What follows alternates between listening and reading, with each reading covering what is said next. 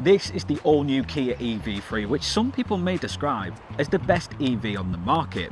And not just because it's won multiple awards, but because it offers a flagship design inside and out, a whopping 375-mile range and all-round great driving experience.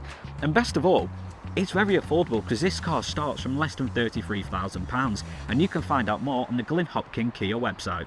Now, in terms of looks and design of the exterior of the EV3, I mentioned in the intro that it has a somewhat flagship design, and what I mean by that is it's very reminiscent of what you see on the EV9, what you see on the Nero EV. You can really tell this is a Kia. If you take that away, you probably could guess this was a Kia. And although I feel it's quite timid in its look, there's not really many design features going on, bar the LED headlights with them daytime running lights. There's a little segment down on the front bumper, but I do think it works rather well. It's rather sleek in its look, looks modern, looks futuristic, so I don't really have any complaints. And coming down the side of the Kia EV3, that rather timid and sort of sleek look carries on. You get 17-inch alloy wheels from standard. The GT Line S also come with 19-inch alloy wheels, so you get an upgrade there. The overall shape of it kind of feels like a compact SUV. However, when it comes to space in the interior, that's when it feels much bigger, because you're greeted with an abundance of space and storage in a rather premium feel interior. I mean, the finish on the dash, the different segments that make up, your dashboard, where your air vents are, where this chrome strip goes right along. You have a wireless phone charging pad, 2 cup holders, and loads of space here.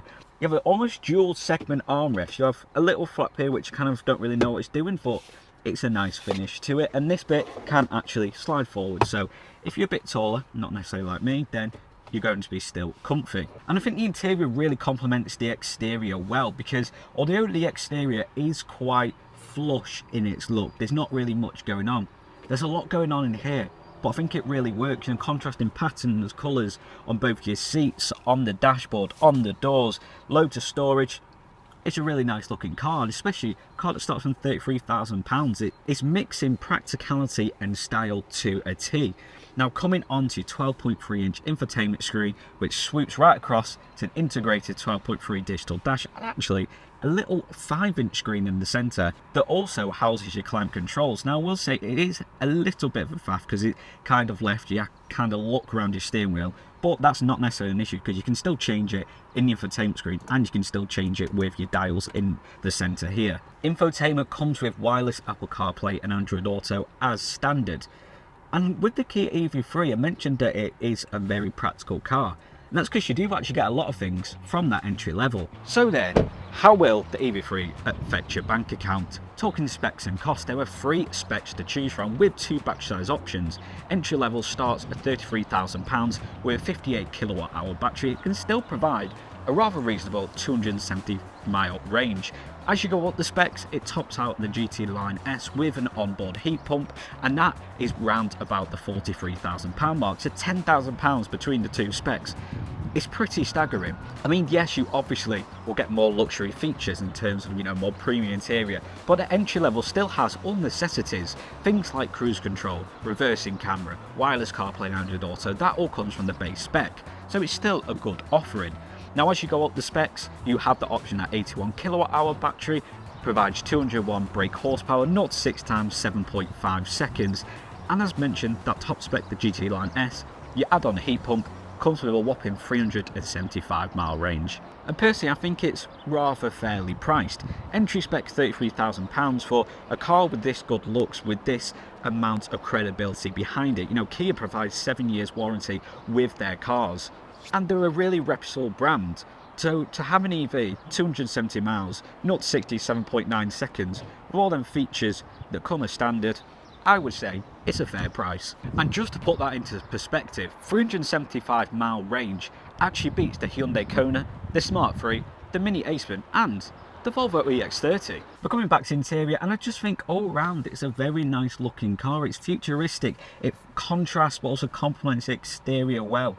Overall, I'm a fan. Coming to the rear of the EV3, I've got to say, I'm pleasantly surprised. I mean, obviously looking at the front, you kind of expect that in the back, and obviously you do. It'd be a bit weird if it's a mismatch, but in terms of the price bracket of this car, this has got to be up there as one of the most value for money back seats, because obviously, as I said, you have them same colour patterns as you do in the front. Fold down armrests with 2 cup holders, 2 air vents, and at first I thought, oh, there's no chargers. They're actually on the corner of the seats, which is kind of more user friendly, because if you sat here with your phone, it comes across there rather than coming up, so it's definitely going to reach, it's not going to be stretching. You have these chrome strips which are reflected on the front all the way down. You have that contrasting colour on your armrest, rear privacy glass.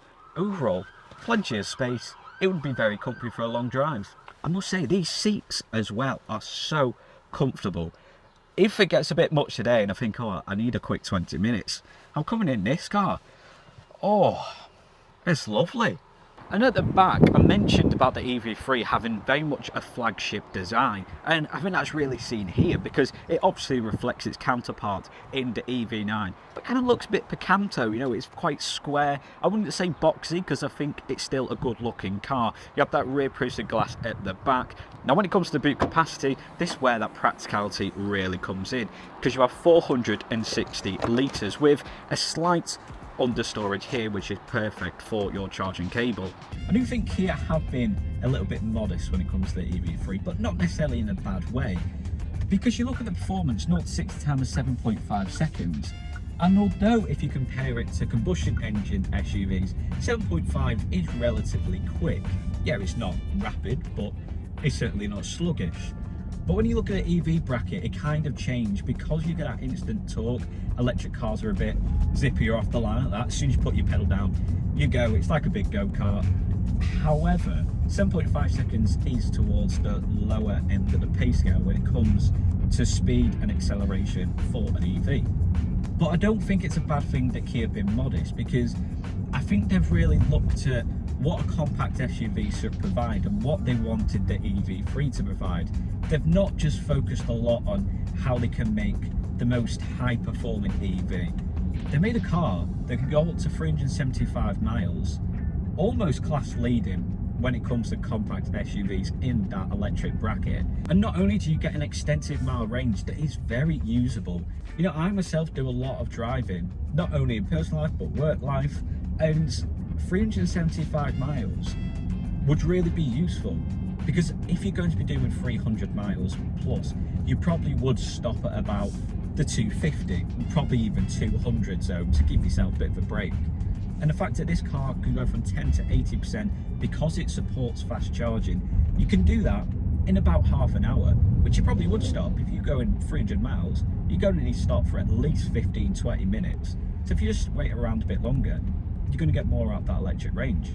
But I think that's worked in Kia's favour, because rather than look and think, oh, let's get an SUV that can do 0 to 60 in 4 seconds and be one of the quickest SUVs and make our quickest ever electric car, what they've done is kind of looked at what this car would be used for, who would be driving this car, and really maxed out on them beneficiaries, like your mile range up to 375 miles, like the comfort, like the tech, and also just the smoothness of the drive.